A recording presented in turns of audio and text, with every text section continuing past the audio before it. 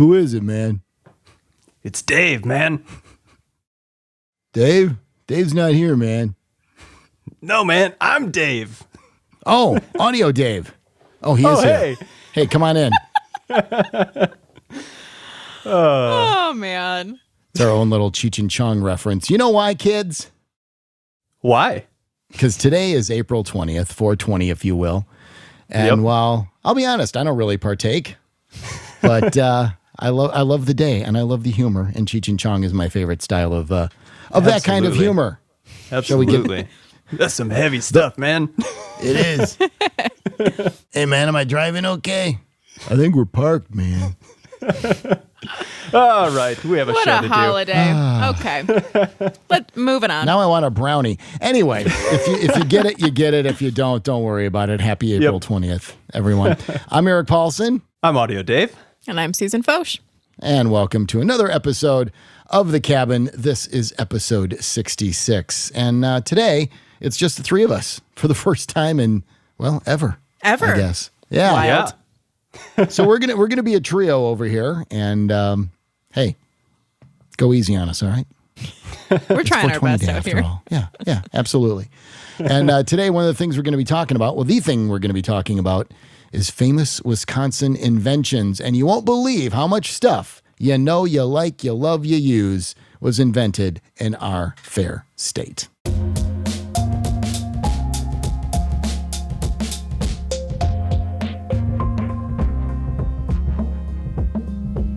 The Cabin is brought to you by the Wisconsin Counties Association, and this week we're featuring Taylor County, which has been described as a nature lover's dream. Right in the middle of Wisconsin, a little bit northwest, if you will, it's heavily forested with an abundance of rivers, streams, lakes, ponds, and wetlands, and a bounty of wildlife.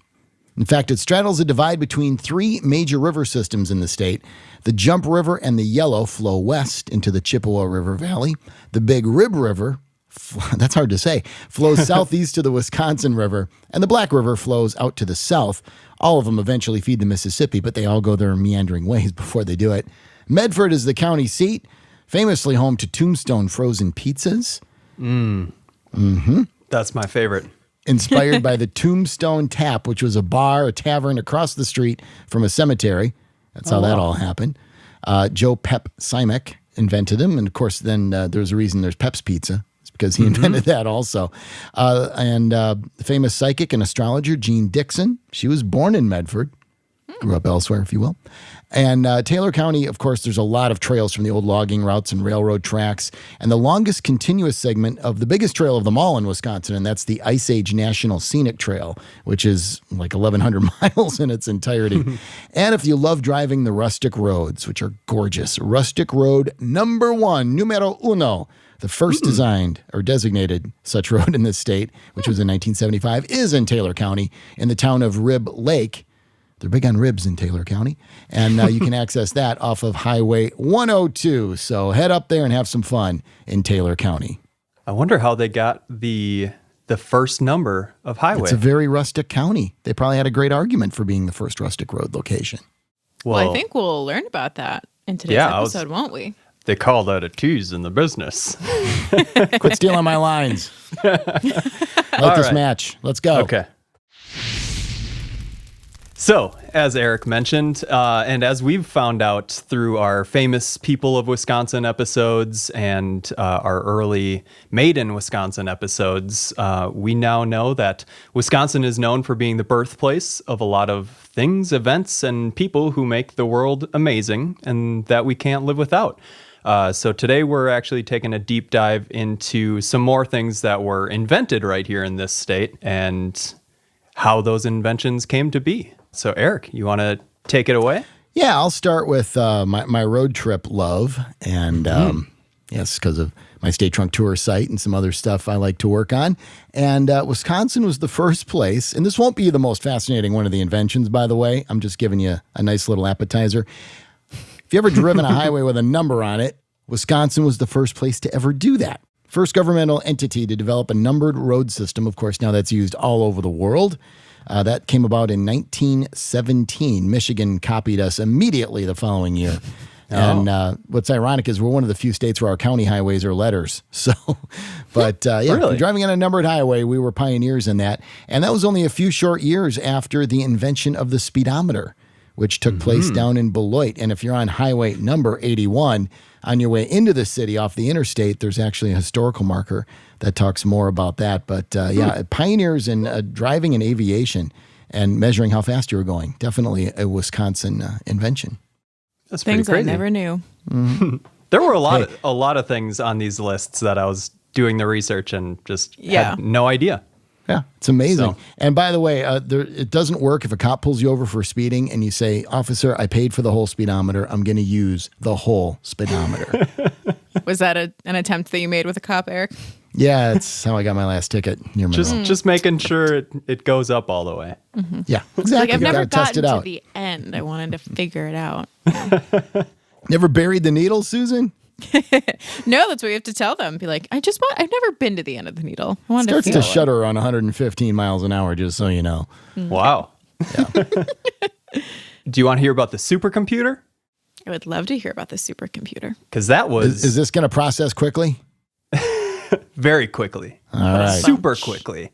The supercomputer was actually invented in Chippewa Falls by a man named Seymour Cray when he made the Cray 1, which was this massive device, 8.5 feet wide, 6.5 feet tall. It contained 60 million miles of wires, which is That's crazy. I did the That's math cray for cray. you. That's pretty cray. I did the math for you, and that is enough to go around the Earth 2,400 times. And something crazier about that is I was trying to figure out, okay, what is the capabilities of this supercomputer compared to what we're carrying around in our pockets today. And I found that an iPhone 5S, so this isn't the most up-to-date stat, can basically perform roughly 1,000 times more operations per second than that original supercomputer. So all of those wires are now gone, and we are still way faster than his supercomputer. This supercomputer that he invented was mostly used for scientific uses, trying to calculate the weight limits of bridges and stuff like that. But strangely enough, it was also used, this model was actually used to help render the CGI for the first Tron movie in 1982, which is pretty awesome. And CGI was brand spanking new at that time. Yeah. Wow. Yeah, and there's the Seymour Cray Boulevard in Chippewa Falls for that very reason. Mm-hmm. And It's crazy to think how fast all of these adaptions go. So we start with the supercomputer. Now we all have a rectangle in our pockets. It's faster. That's crazy. Yep. Pretty wild. Oh my gosh. Well, speaking of education, we get to take it back to 1856 because kindergarten was established in Wisconsin in Watertown, thanks to a fun lady named Margaret Meyer Schertz. Hope I pronounced that right. Who originally was, if you know the root of the word kindergarten, she was from Germany, came over to Wisconsin, and really was just someone who was very progressive, socially speaking, and wanted to have more education set for younger children. And they specifically named it kindergarten, which I believe she only started with 5 students in that schoolhouse, which I believe you can still visit in Watertown. Yes, you correct, can. Eric? Mm-hmm. Yeah, the first children's garden, if you will, is actually right behind the famous Octagon House in Watertown. And don't worry if you go visit there, plenty of signs will point you there. I'm sure. But it's funny. So kinder, if you look at the German root of the word, means children, and then garden means garden. And that was named because her father always compared children to the plants and the teacher as the gardener who helped them grow and bloom. Hence the garden of children. Yeah. Thought That's plants so cute. and they just sat there and didn't go anywhere. Have you met a 5-year-old? They're so Maybe rambunctious. that's another 420 reference. That's very true. They do not stop. They're just bundles of energy. I missed the 420 reference. All right. But yeah, children's garden, yeah, I guess. But you have to water and nourish them or else they won't grow. Yep. That's very true. All right. Little Back to candy you, won't Eric. hurt either. That's the problem. When you give them gummy worms, then they really have a lot of energy. So. Yeah, for 20 minutes and then they Yeah, crash. exactly. I'm going to go to Racine for a couple of inventions in a row here. Racine is an incredibly crafty city. First of all, the garbage disposal was invented in Racine. There's a reason Incinerator is located there. People, As a kid growing up listening to boy bands, I always had this like funny idea that I would flip that switch and hear bye, bye, bye. oh, jeez. Do they have garbage disposals for comedy lines? Actually, if they did, they use them on me a lot more. So yeah, that was invented in Racine. And then on a more delicious note, malted milk was invented in Racine. Makes sense it would be invented in the dairy state. William Horlick was the first guy who invented malted milk and sold it. And there's a high school named in his honor thanks to that. And I don't know if they're selling malted milk in the school, but they ought to. Just for him. And actually, out of malted milk, see, inventions breed more inventions usually. That's why cities like to have clusters of creative people that feed off each other, because then they invent new things. So after malted milk came along, well, you could make malted milk shakes, but what do you need to make a malted milkshake? A blender. A blender. Right. So somebody had to invent a blender. And Audio Dave, you're the one who, you gave me the heads up to this, so I'll let you share the story. Yeah, so it was invented by Stephen Popolowski. Yeah. Basically, the blender was invented to sell to these soda shop owners that were making all of these malted milkshakes for their customers just to make their lives easier. And apparently it was the experimentation of the employees at these shops that said, hey, fruit works really well in here. And kind of led to them experimenting and using the blender for more things. And hey man, what else can we pulverize in this thing? Yeah. It's like those videos, Will It Blend? Do you remember those? No. No. But I'm intrigued. I have this strange memory. I don't remember what type of blender it was, but their whole viral marketing was to just take random everyday objects. Like I remember an iPhone episode, and they would just put them in these blenders and see if it would blend. Oh my God. Anyway, Sounds An sidetrack. iPhone shake? What do you... I mean, Yeah. I like that Okay. there is every corner of the internet. Wild. It's like the hydraulic press videos. It's just so satisfying to watch. Ooh, or like the ones with like a hot soldering iron, and you just watch videos of them cutting things open. Yep. So satisfying. Industry, I tell Anyway. you. I think we're getting off on a tangent here, kids. So Yes, we sorry. are. All right. So that design was eventually sold to the owner of Hamilton Beach, also based in Racine. So everything's just from Wisconsin in the I guess blender so. world. Yeah, the garbage disposal, malted milk, and the blender. So basically, at a soda fountain shop, almost everything you really needed was invented in Racine. So Yeah. nice. Pretty wild. Crazy. All right. I was just going to touch on some biochemistry stuff since I actually have a background in biochemistry. I learned about all the fun inventions that came out of UW-Madison and the rest of the UW system. We have their department to thank for they really pioneered mass penicillin production, which made the infection controlling drug widely available and affordable, which was huge. They also came up with the method for storing mammalian sperm, which sparked the artificial insemination industry. And they also synthesized a gene for the first time, which was at the time in 1970 an achievement that was likened to the splitting of an atom. So pretty huge discoveries coming out of the biochemistry field. They actually invented warfarin, the drug that helps prevent blood clots. At Wisconsin too. They also call it Coumadin, but yeah, a lot of valuable and synthesizing vitamins, all kinds of crazy stuff out of the UW in biochemistry. And Dave, you took that class, and I took high school chemistry and said, I'm not doing it in college. So kudos to you for. Yep, You probably know a lot more about that than the average person. that's probably true. That was definitely my fun fact of the week, was actually learning that you majored in biochem Yep. in college. Look where it got me. Well, you're an audio chemist. Never mind. That was a bad joke. All right. Hey, no, Nailed that's it. actually, you know what? That's a great title, audio chemist. Audio chemist. All right. All right, I'm going to have let's to change throw out my your- business cards. You're big Perfect. on Change your title. compounds. Yes. All right. So my next invention also kind of would fit a little bit in the school realm. So the typewriter was invented in Milwaukee in 1873. And this particular variation of the typewriter is called the Scholes and Glidden typewriter, because it was the first commercial one that used the, I think it's the QWERTY or QWERTY. QWERTY keyboard. Yes. QWERTY keyboard. Keyboard, which obviously we still know today. And it was really funny. They said the first actual like photo of the typewriter looked something between a piano and a kitchen table. So obviously it was much, much larger. Wow. Also at that point too, I would like to point out that the patent that they got for it was $12,000 in 1873, which Jeez. what a chunk of change. That's Yeah. a bit, in $1873, that was a lot of money. That was a lot of money. Yeah. But no, and then obviously that is like the variation of the typewriter that we've seen evolve today. So very wild in Milwaukee. I know he actually started inventing it back in 1867. That's when he really, that's what the historic marker says. Where he invented the typewriter in downtown Milwaukee is where the Milwaukee Auditorium currently sits. Ooh. Right across from Fiserv Forum and that whole area. So it's pretty cool. And Susan, do you know why we have QWERTY keyboards? I was actually Tell going me to ask about it. about that. I mean, keyboards can be in any order nowadays, right? Well, back in the day, and I know this because we had a typewriter from like the 1940s in my house when I was growing up, and they had the big keys, ka-chunk, ka-chunk, ka-chunk, and God forbid you misspell a word because then you got to do the little whiteout stuff and all that over it.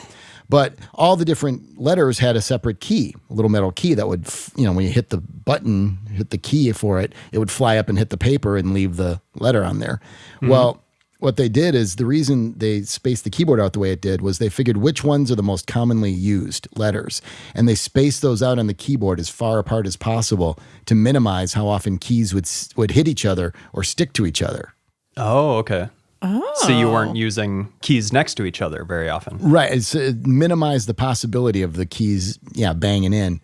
And so, Interesting. That's why Q's all the way over to one side and all that kind of stuff. Now, I don't know it was a scientific study of the letters, I guess. And so many people now are used to typing on typewriters that way. And so when they started with word processors and stuff like that, they've just kept the keyboard the same way ever since. So it's a legacy of the mechanical typewriter, even though, but now a typewriter keyboard that went straight A through Z would look so weird to us. Yeah, we would not know how to function with that. Yeah. That is very fascinating. Nice. Love it. And on that note, Eric, I'm going to kick it back to you. All right, let's get into motors and engines and things like that. Now, the outboard motor was invented famously in Wisconsin. We did cover that in an earlier episode.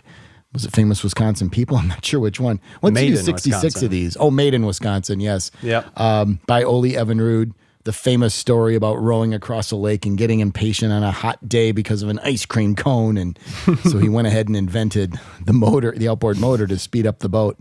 And that's why we have had Evinrude here and Mercury Marine and Fond du Lac and all these companies. But also outside when it gets really cold and there's snow all over the ground, how do you want to get around, especially when you're up north where the lake effect is going on? By Snowmobile. There you go. I'm glad it was in the notes. So the snowmobile was invented around 1924 or so. Carl Eliasson, I believe was his name, up around Saint Germain in that area. And if you want to see the very first snowmobile, there is a museum. The Vilas County Snowmobile Museum is up there on Highway 155, just south of Sainer. You can see the very first patented snowmobile. And then the Snowmobiling Hall of Fame is on Highway 70 near Saint Germain, right near there. And just the whole history of snowmobiles and how they work and how fast they can go now versus then and everything. Really, really fascinating. But another great Wisconsin invention to help us get around. And speaking of, one more motor/engine invention. If you've ever used four-wheel drive, that was pioneered in Clintonville, Wisconsin. And there's a museum for that too, the FWD, Four-Wheel Drive Museum, a little bit east of downtown. If you visit that, it'll take you through that whole history of the engineering and the technology behind what's become very, very important for us to get around, whether it's military vehicles or us whenever it snows. Yeah. So key things, outboard motor, snowmobile, and four-wheel drive to cover the getting around part of inventions in Wisconsin. Very Wild. nice. Well, didn't we, Eric, also invent water skiing on Lake Pepin? Yes, we did. Yeah. Well, I guess if you're behind a boat with an outboard motor too, boy, see how these things double up on each other? Yes, and we did mention that in an earlier episode too. I think when we highlighted Pepin County for County of the Week. Yeah, Ralph Samuelson, I believe, 1922 or so. The 1920s were a very inventive time in this state. So he pioneered water skiing and showed it off on the Mississippi River, where it's naturally very wide at Lake Pepin. So he was between Wisconsin and Minnesota, and I know Minnesota wants to lay claim to it too, but no, we will. Minnesota. Right? As if. All right. Well, from one of my backgrounds to another of my backgrounds, I had some recording and music industry inventions come up while I was researching. Of course, we mentioned that Les Paul in Waukesha invented the first electric guitar. That we talked about that in our Made in Wisconsin episode. He also invented the 8-track recorder, the multi-track recording. He kind of worked with a company to create the first one based on his needs and specifications. And those recording principles are still used in recording studios today. We're doing it right now. We're all recording on separate tracks that I can turn up and down later. And that all stemmed from the fact that you could fit multiple recordings on one strip of magnetic tape. So we also wouldn't be podcasting the same without this next invention, the stereo headphones, which came out of Milwaukee in 1958 by John C. Koss. They were essentially nothing more than little tiny speakers with some cardboard and sofa foam on them. But it was the first time that, first of all, that there was stereo, different left and right. It was also the first time that anything like that was invented for pleasure, for listening to music. All of headphones before that were basically just for communications and broadcasters and stuff like that. So yeah, I mean, headphones themselves go back a long, long, long way before that, but actual comfortable stereo headphones, primarily for music listening especially, that was a whole new deal. First model was the Koss SP3. Very interesting. Yeah, actually, their headquarters, right by I-43, there's a billboard right above Koss's headquarters. They always have creative sayings on there. Oh, cool. So whenever you're driving by, make sure you take a look. Yeah, I didn't even know their headquarters were here. Might have to They're go still here. take a tour or something if they do those. They do. Nice. Very You got arrangements. Not like they're on the hour when you show up, but if you give them a holler. Actually, you and I, maybe we could do that. We're both audio geeks. I'd be very into that. Awesome. Well, guys, okay, we've made a lot of jokes about 420 today, but do you know what's in 2 more days on April 22nd? I don't remember that, man. No, I'm just kidding. But anybody? Do we know what's on Thursday? What's on Thursday? The 22nd. Earth Day. Earth Day. Day. Thank you, Audio Dave. Yes, we actually have Wisconsin to thank for Earth Day. Primarily, I don't have a city associated with this because it's a person, which was a former senator and governor, actually, Gaylord Nelson. And he founded Earth Day in April of 1970 because before the 1970s, as we, I'm sure, know, it's completely legal for factories to spew like the big black clouds of smoke and dump a bunch of toxic waste into any nearby stream or water because we had no EPA, no This Clean won't Air come back Act. to bite us. It's fine. We'll just dump all the chemicals in the water. We don't drink it or anything. There's no Clean Water Act, no Clean Air Act. And so in order to start regulating that and protecting the environment, he enacted Earth Day, which obviously we are still celebrating today. So we even have Wisconsin to thank for that. How exciting. Yeah, back in the day, we used to dump pollutants and waste into the water and then get sick when we drank the water. We're like, well, this is a baffling situation. How bizarre. Yeah, and part of that really with the legacy of Gaylord Nelson is part of Aldo Leopold too. I mean, just the natural respecting the natural world and learning more about it. That's a very Wisconsin thing too. Absolutely. Yeah. All right, well let's go to a sweet treat and. Let's go to a sweet treat for each side of your body. How about if we do this? I say it because one invention I'm talking about is the ice cream sundae, which was invented in Two Rivers way back when, in a place now called the historic Washington House, which is a great place to go to see the history of the ice cream sundae and to enjoy one. They have a bunch of cedar crust ice cream and all the toppings and all the fixins. It's wonderful. But a guy used to always want, at an ice cream parlor, he'd always want some chocolate sauce on it. And they only used to serve this little treat on Sundays. They were a nickel. And one day a little girl walked in, I think she was 10, and asked the guy if she could have some ice cream with that stuff on top, some chocolate sauce and maybe a cherry. And he said, well, sweetheart, it's not Sunday. And she said, well, can't we pretend it's Sunday?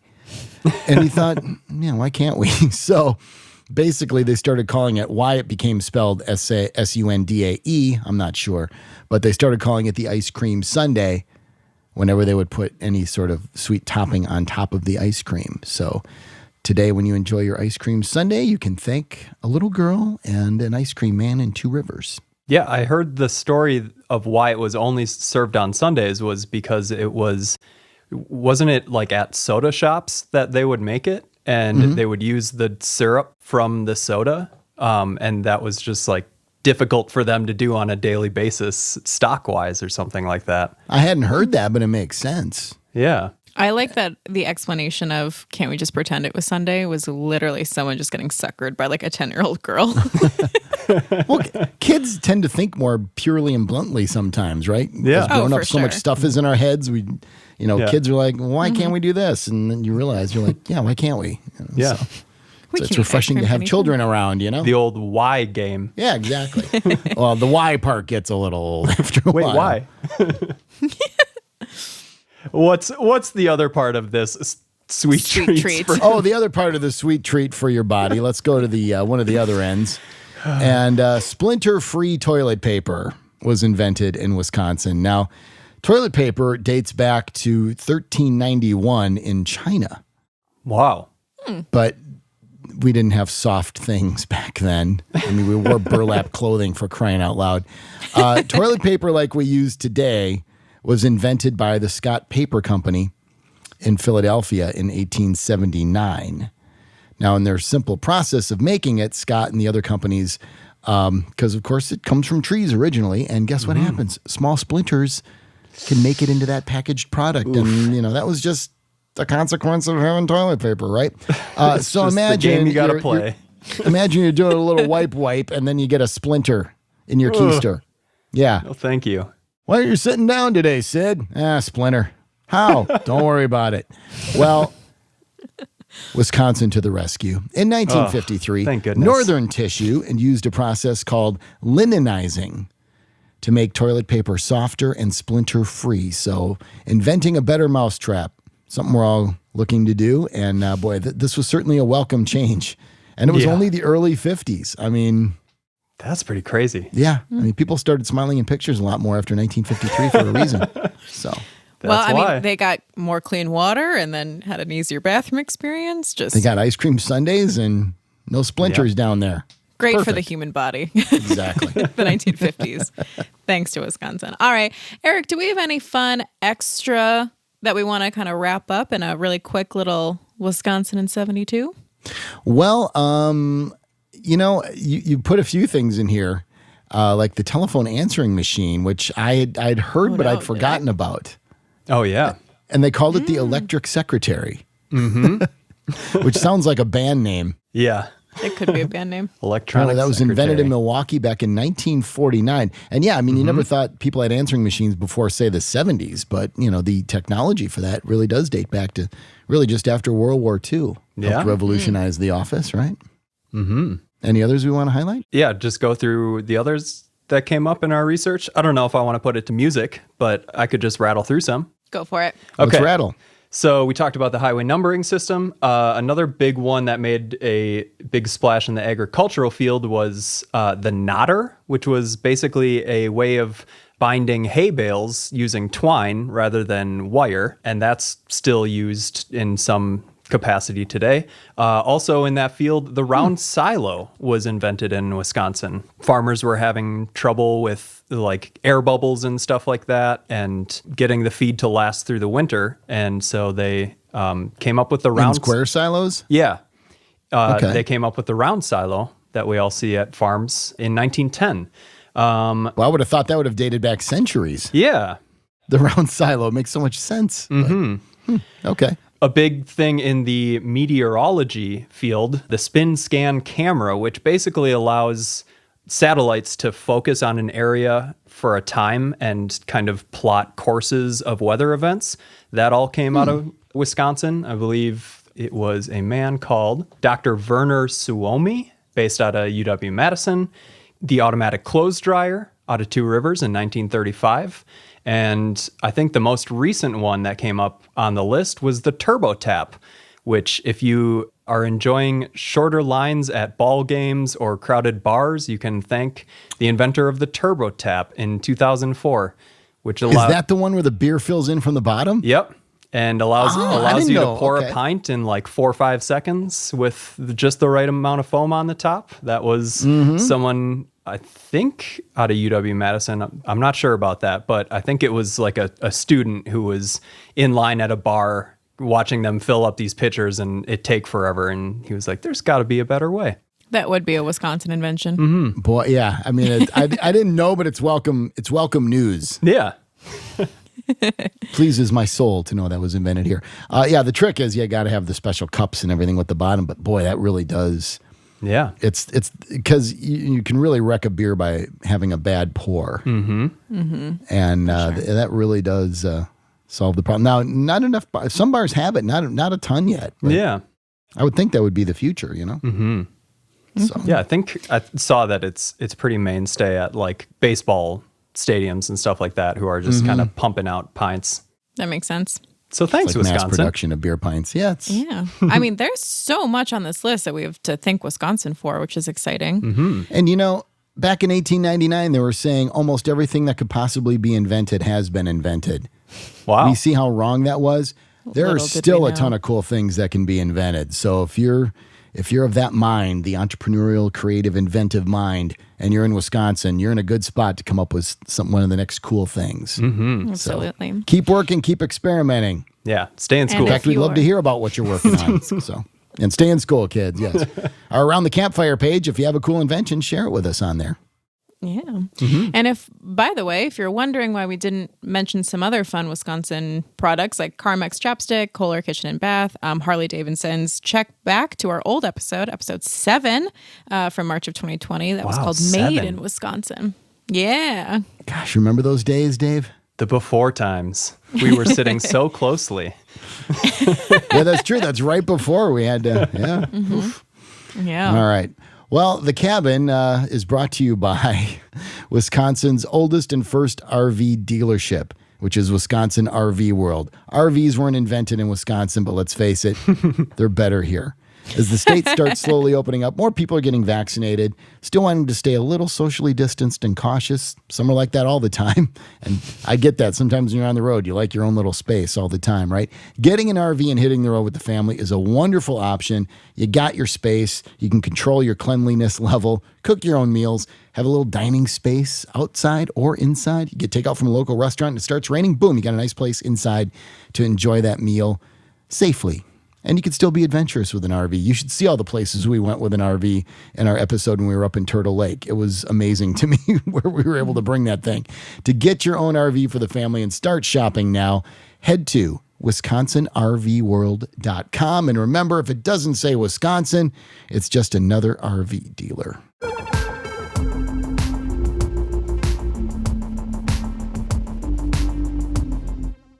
All right, guys, it's time for the review of the week by our friend Sue Perry, who says, I've been a huge fan of Discover Wisconsin for years. Your podcasts are fun to listen to and really bring light to the hidden gems of Wisconsin. We try. Dave?